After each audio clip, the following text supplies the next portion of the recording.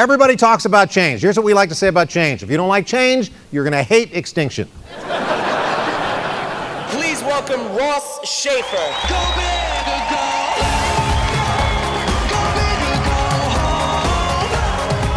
Go big or go home. Go big or go home. Go big or go home.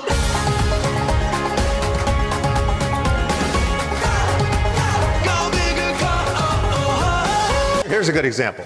This is the CVS Pharmacy, and they have 6,000 locations. And so I'm in Toronto, and they're celebrating their 50th anniversary.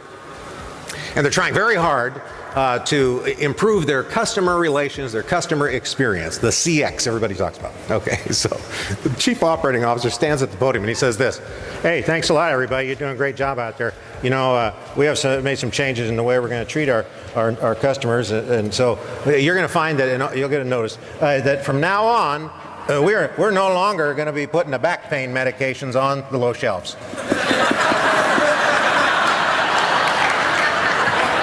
Are you kidding me?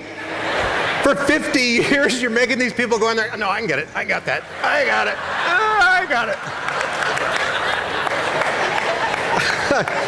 What's the lesson there? The lesson is, when we do things, we do them over and over and over without regard for without regard for the client or the customer, because it's easier for us. We need to think about what their experience is every single step of the way. We have to look at change as a happy thing. Now, that's why consumerism is so important even in the B2B business, because our consumers, and you are consumers too, are taking your cues from companies like Amazon, Google, Apple, iTunes. Everybody uses Amazon as an example because Amazon is really on the bleeding edge of just about everything. I'm going to show you, if you've not seen Amazon Go, would you go here? Would you use this? Use the Amazon Go app to enter. Anything you pick up is automatically added to your virtual cart. We call it Just Walk Out technology. Yeah, no, seriously. Would anybody use this? Who would use it? Oh, sure you would. How easy is that? What I love about Amazon here in this case, it's the first organization I've ever seen that encourages shoplifting. Isn't that great? Hey, you want to take that sandwich under your coat? Good. You know, we had bigger coats on aisle 4. Get a nice big coat. Take the whole dinner home with you. Brilliant.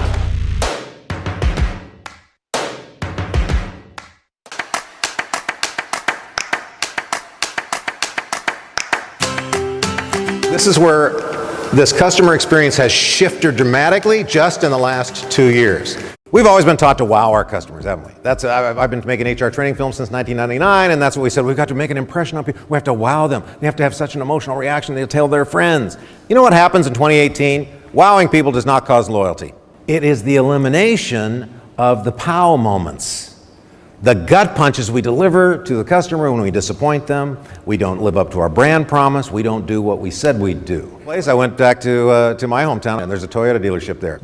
They've installed this cookie machine. It's an Otis Spunkmeyer, makes fresh cookies. They thought, well, the smell of a cookie will draw people into the department. Okay, wasn't that a wow moment? That wow moment is not going to overcome a potential pow. For example, you're standing at the service desk and you're explaining something to a client. You know, we went through your Land Cruiser and it's going to need a new transmission. That's $3,600, and installation. That's another $795. You want a cookie?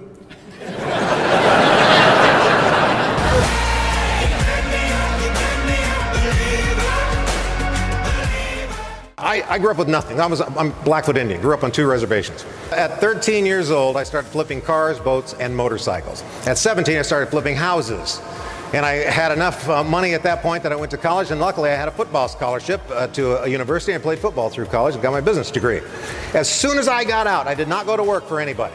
Instead, I went down to the bankruptcy courts, and I started looking for broken businesses that I could buy. I ended up with a couple dozen. And all I was doing was leveraging into what the herd was telling me.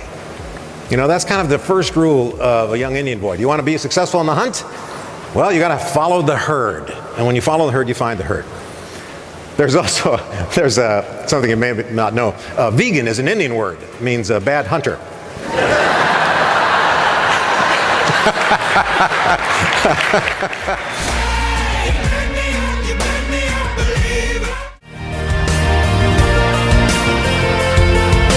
And I should tell you, I'm doing this story from my room at the Cosmopolitan Hotel in Las Vegas, where I just interviewed actor and activist Alec Baldwin at the Chelsea Theater. We talked for about an hour in front of 2,300 people.